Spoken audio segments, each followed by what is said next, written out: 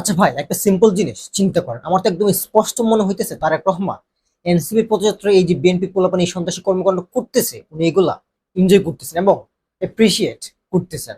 উনি এপ্রিসিয়েট যদিও না করেন, উনি একদম নিথর মাইরা চুপ করে আছেন, কোনো বাধা দিতেছেন না। আর আমরা সবাই জানি রাজনীতিতে চুপ থাকা মানে এক প্রকার সায় দেওয়া, আর নীরবতা মানে সম্মতির লক্ষণ। ওই দিন সিলেটে কি হয়েছে দেখেন, রাত 10টার পর এনসিপি গাড়ি বয়ে হামলা হয়েছে। আগের হামলাগুলোর সময় বিএনপি কিছু চকশজীবী আইসা কি সুন্দর একটা ন্যারেটিভ বানাচ্ছিল যে নাসিরুদ্দিন পাটোয়ারি অমুক নেতার নামে উল্টাপাল্টা কথা বলছে, তো কর্মীরা কি বসে থাকবে?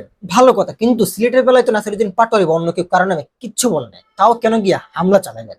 এইটার অজুহাত আপনারা কি দিবেন? কালকে যদি বিএনপির পোলাপান উল্টাপাল্টা বকার কারণে অন্য কেউ আসে তাদের উপর হামলা চালায়, সেটাও কি আপনারা বৈধ বলে চালিয়ে দিবে? এগুলো কি স্পষ্ট মফ কালচার না? এবার তো পাটোয়ারি একা ছিল না, এই যাত্রায় তো এনসিপি এমপিরাও ছিল। একটা জায়গায় এরকম হামলা হওয়ার পর তারা রহমান যদি একটা কড়া স্টেটমেন্ট দিতেন, স্ট্রংলি কন্ডেম করতেন, করা একটা ডিরেকশন দিতেন, আমি গ্যারান্টি দিয়ে বলতে পারি কোন দলীয় কর্মী বাপের সাহস নাই তারেক রহমানের নির্দেশ অমান্য কইরা আবার হামলা করার। কিন্তু না, উনি তো উল্টে এগুলো ভালোই এনজয় করতেছেন। প্রমাণ চান? হামলা তো হলো, একজন সন্ত্রাসীও কি এখন পর্যন্ত গ্রেফতার হয়েছে? আর আমাদের সালাউদ্দিন সাহেব কই? উনি কি আবার শিলংয়ে চলে গেলেন? না দেশের স্বরাষ্ট্র মন্ত্রণালয় বলে কিছু কি আদৌ আছে? আইন শৃঙ্খলা পরিস্থিতি যদি এই বাজে অবস্থা হয়, তবে এটার জবাব কে দিবে? তারেক রহমান মুখে মুখে যতই গণতন্ত্রের কথা বলুক না কেন, বাস্তবে উনি আর ওনার দল সে পুরনো অগণতান্ত্রিক পথেই হাঁটতেছেন। একদিকে রাস্তা পাঠিয়ে দেখা করা, বিশাল গাড়ি বর্ষা চলাফেরা করা, সিটি কর্পোরেশনের চষে বেড়ানো, এগুলো করে যে একটা কিউট ইমেজ বানানোর চেষ্টা চলতেছে।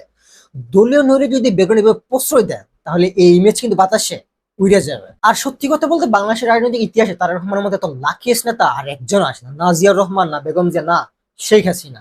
জিয়াউর রহমানের 5 বছর শাসনে আমরা 300টার উপর মিলিটারি কু ফেস করতে হয়েছে। বেগম জিয়ার প্রথম 3 মাসই ফেস করতে হয়েছে নজরবিহীন রাজপথের জ্বালাও পোড়াওয়ার হরতাল। 2001 থেকে 6 মেতে এক যুগে 64 জেলায় বোমা ফুটছে। আর 2014 সালে শেখ হাসিনা টানা 90 দিনের হরতাল ফেস করছে। সেই তুলনায় তারেক রহমান তো ভাই জান্নাতে আছেন, কোনো প্রেশার নাই। গৃহপালিত বিরোধী দল উনাকে দিন রাতে জিহুজুর জিহুজুর করতেছেন, কিন্তু ওনার মনে হয় এই শান্ত পরিবেশ আর ভালো লাগতেছে না। তাই এই 6 সিটির এনসিপি গুলো উপর হামলাগুলো উনি বেশ এনজয় করতেছেন। এনজয় করবেই না ভাই কেন? রাশিয়াদের মতো থার্ড ক্লাস লোক যখন ওনার রাজনৈতিক সহকারী হয়, তখন রাজনীতির মান আর কতটা উপরে উঠবে? এখন মূল প্রশ্ন হইতেছে, ক্যাডার পলিটিক্স আর মফ কালচার দিয়ে আপনারা দেশটারে কই নিয়ে যাইতে চাইতেছেন? আমার জাস্ট এইটা বলে।